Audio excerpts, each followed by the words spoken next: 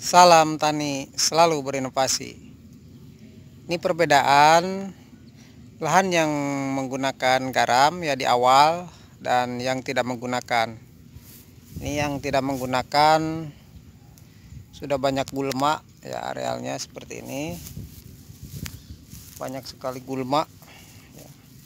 Terus ini yang menggunakan garam, padahal ini berdekatan.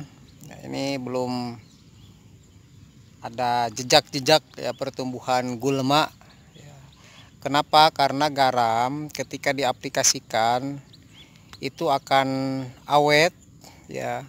Jadi bisa menyimpan dan bisa masuk ke dalam turgor atau bahan-bahan yang bisa tumbuh ya, bakal calon tunas dari gulma ya, bisa masuk ke situ dan akhirnya bisa membekukan atau membungkerkan calon tunas tersebut dan akhirnya benih gulma bisa membusuk ya. Terus yang kedua, bisa menyehatkan tanah dan menambah kandungan mineral yang ada di dalam tanah.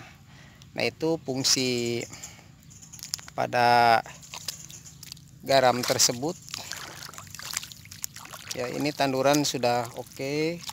Terus ketika ditandurkan tanaman, itu kandungan mineral yang ada pada garam tersebut yang sudah tersimpan pada tanah langsung diserap oleh akar tanaman dan akhirnya tanaman bisa lebih sehat dan akar bisa terjaga, salah satunya dari beberapa penyakit yang bisa terhindar dengan menggunakan garam tersebut. Dan ini hasilnya juga bisa meningkatkan kekebalan tubuh alami ya pada tanaman tersebut, dan yang lain bisa kena beberapa penyakit ya. Terus juga terutama penyakit yang berasal dari akar, artinya akar tersebut ya terjangkit oleh beberapa bakteri ataupun fungi ya, karena dari dalam tanah itu beragam bakteri dan fungi baik yang menguntungkan ataupun yang merugikan. Nah, ketika diaplikasikan garam, dia bisa menetralisir terus meningkatkan kekebalan tubuh tanaman. Nah, setelah itu kandungan garam juga bisa si bakteri tersebut bisa lebih tidak aktif ya, atau dia membentuk perbanyakannya itu bisa tertahan. Jadi sedikit tertahan ya kalau banyak garam di dalam tanah, perkembangan bakteri ya terutama yang merugikan itu bisa tertahan perkembangannya.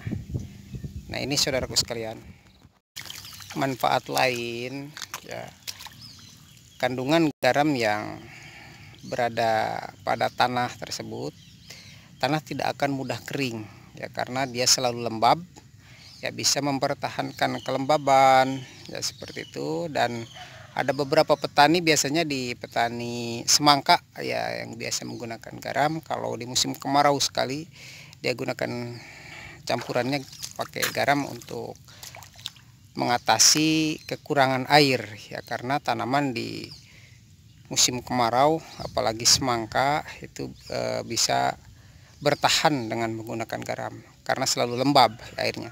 Nah, ini apalagi tanaman padi, dan ada beberapa daerah yang mudah kering tanahnya, itu bisa menggunakan garam. Antisipasinya seperti itu. Nah, terus juga banyak sekali manfaatnya ya, itu yang belum saya bisa bedah satu persatu ya. Ini yang bagian sedikit saja ya yang bisa saya ungkapkan, yang bisa saya berikan, karena banyak sekali manfaatnya. Ini salah satunya yang sudah saya aplikasikan seperti ini. Ini tanahnya bagus sekali ini saudara sekalian. Ini usia padinya 15 hari. Ini 15 hari, besok 16 hari. Ini rata-rata sudah seperti ini.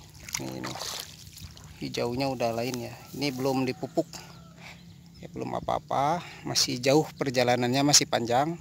Dan saudaraku sekalian, yang sudah menggunakan ya pasti akan mengalami hal yang sama, tapi jika ada perbedaan baik itu dari hasilnya atau kualitasnya bisa didiskusikan, yaitu dari mana teknik kekeliruannya atau jenis tanahnya seperti apa, dan saya rasa itu sangat cocok untuk di segala jenis tanah ya. Tapi kita lihat di suhu yang bagaimana ya, untuk penaburan garamnya yang seperti apa. Itu saya rasa kalau di dataran tinggi yang suhu rendah itu tidak begitu perlu ya, karena dia sudah dingin dan kandungan pada tanah tersebut rata-rata seimbang dengan kadar pasir yang ada di tanah sawahnya.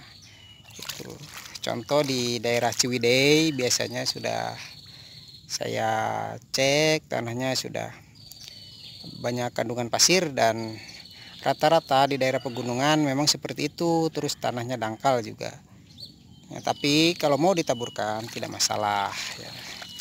Cuma kadar pemberiannya nanti dikurangi saja ya, seperti itu. Ini lagi jalan-jalan nih di sawah. Oke saudaraku sekalian, terima kasih, semoga bermanfaat.